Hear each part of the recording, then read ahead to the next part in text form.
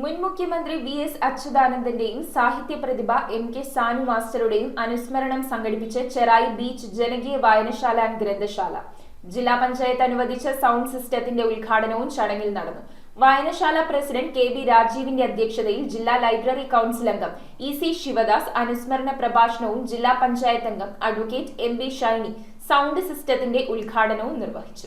Cherai beach ജനകീയ വായനശാല and ഗ്രന്ഥശാലയുടെ ആഭിമുഖ്യത്തിൽ മുൻ മുഖ്യമന്ത്രി വി.എസ്. അച്യുതാനന്ദൻ, സാഹിത്യ പ്രതിഭ എം.കെ. സാനു മാസ്റ്റർ എന്നിവരുടെ അനുസ്മരണവും ജില്ലാ പഞ്ചായത്ത് അനുവദിച്ച സൗണ്ട് സിസ്റ്റത്തിന്റെ ഉദ്ഘാടനവും വായനശാലയിൽ നടന്നു.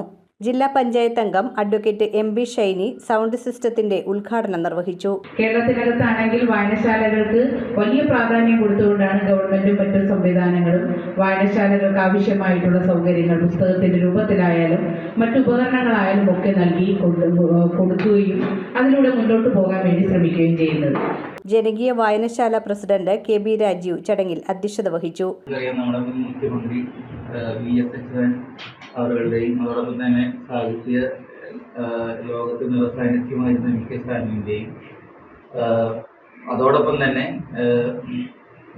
നമുക്കിന്ന് നമ്മുടെ ജില്ലാ പഞ്ചായത്തിൽ വളരെ സന്തോഷപൂർവ്വം നമുക്ക് നിങ്ങളോട് ആവശ്യപ്പെട്ട് നമുക്ക് തന്ന ഒരു പുതിയ മൈക്ക് സെറ്റ് നമുക്ക് തന്നതാണ്.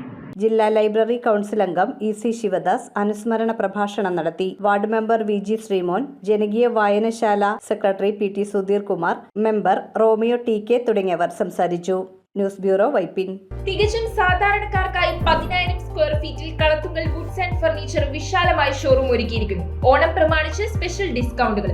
Kalathunkal woods and furniture, Guruthipadam Bhagavathi ക്ഷേത്രത്തിന് സമീപം, പറയകാട്.